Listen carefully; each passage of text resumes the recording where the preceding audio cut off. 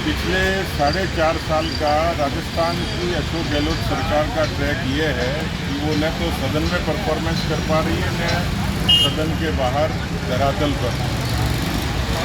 4.5 वर्षों में जिस तरीके से सदन की गरिमा तो गिराई है, लेकिन उसके साथ ये सदन जवाबदेह होता है और जितने आइटम, जितने मुद्दे विधायकों के द्वारा, चाहे वो सत्ता पक्ष के हों चाहे प्रतिपक्ष के हों, जो मुद्दे उठाए जाते हैं अलग अलग विधानसभा के प्रावधानों में, उसमें कोई संजीदगी और कोई गंभीरता सरकार की तरफ से देखी नहीं जाती। यहाँ सदन में जब बहुत गंभीर चर्चा होती है उस पर भी इनके मंत्री बहुत कैजुअल जवाब देते हैं और या फिर लाजवाब हो जाते हैं, नाजवाब हो जाते हैं। और इसलिए ये साफ दिखता है कि जब किसी सरकार के नुमाइंदे की नीति और नीयत ठीक नहीं होती है तो शब्दों के रूप में और चेहरे से वो प्रकट हो जाती है। इसलिए इस सरकार से हालांकि उम्मीद नहीं थी, क्योंकि जुगाड़ की सरकार है और जिस तरीके की सरकार में जो लोग बैठे हैं वो अक्षम, अयोग्य किस्म के लोग हैं, कोई परफॉर्मेंस धरातल पर नहीं है।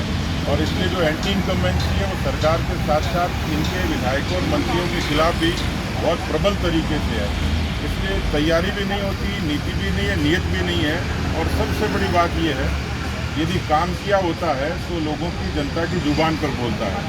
लेकिन दुर्भाग्य ये है, ये तो भला उस स्पीकर महोदय का कि जो सरकार को कदम कदम पर डिफेंड करते हैं, अन्यथा यदि सदन में उस तरीके की निरपेक्षता होती कि सरकार कब की जनता की अदालत में दोषी हो चुकी होती। लेकिन अभी भी जिस तरीके का आचरण और जिस तरीके की परफॉर्मेंस है बहुत पुअर है और वो जनता भी उसको देख रही है। इसी से जुड़ा हुआ सवाल है सर, 4 मार्च पे देखा जा रहा है, क्या पार्टी उसके अंदर शामिल होगी या इसके ऊपर क्या कहेंगे आप?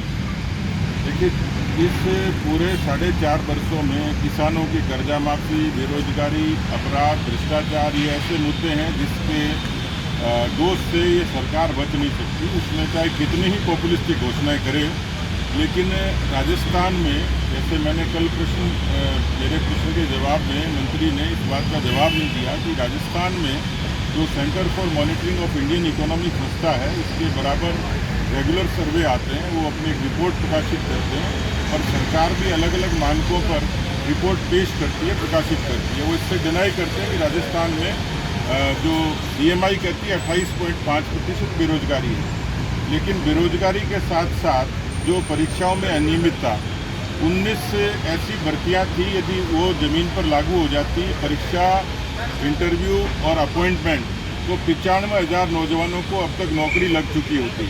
95,000 नौकरियां निकलने के बाद, परीक्षा और इंटरव्यू के बाद भी लोगों को नौकरियां नहीं मिली। और इस पर जो सबसे बड़ा काम हुआ, जो दंश है, वो है पेपर लीक का। बेरोजगारी और पेपर लीक 2 बड़े मुद्दे हैं जिन पर भारतीय जनता युवा मोर्चा ने पहले भी प्रभावी आंदोलन किया। सदन में भी पार्टी ने सरकार से जवाब मांगा है, सरकार ने स्टेटमेंट दिया है, लेकिन उससे हम संतुष्ट नहीं थे। और इसलिए युवा मोर्चा ने ये ऐलान किया है कि जयपुर और इसके आसपास के संभाग के जो प्रमुख विधानसभा क्षेत्र हैं, वहाँ के प्रमुख कार्यकर्ता शिरकत करेंगे और विधानसभा पर 4 तारीख को एक बड़ा प्रदर्शन करेंगे। उसकी तैयारी पूरी हो गई है। क्या ये कि सभी MLA इसके अंदर शामिल हों? नहीं, मुझे लगता है कि ये तो अपने विवेक से फैसला करना है, लेकिन क्योंकि पार्टी का, युवा मोर्चे का प्रदर्शन है और विद्यार्थियों और नौजवानों से जुड़ा मसला है, उस पर सब लोग इसमें अच्छी संख्या में शामिल हों, आक्रामक तरीके से इसमें सहभागिता रहे, जिसको पूरा प्रदेश देखेगा, हर नौजवान देखेगा। इसलिए एक सामान्य आग्रह सबको किया है कि आसपास के खासतौर के क्षेत्रों में वो यहाँ इसमें शामिल होंगे।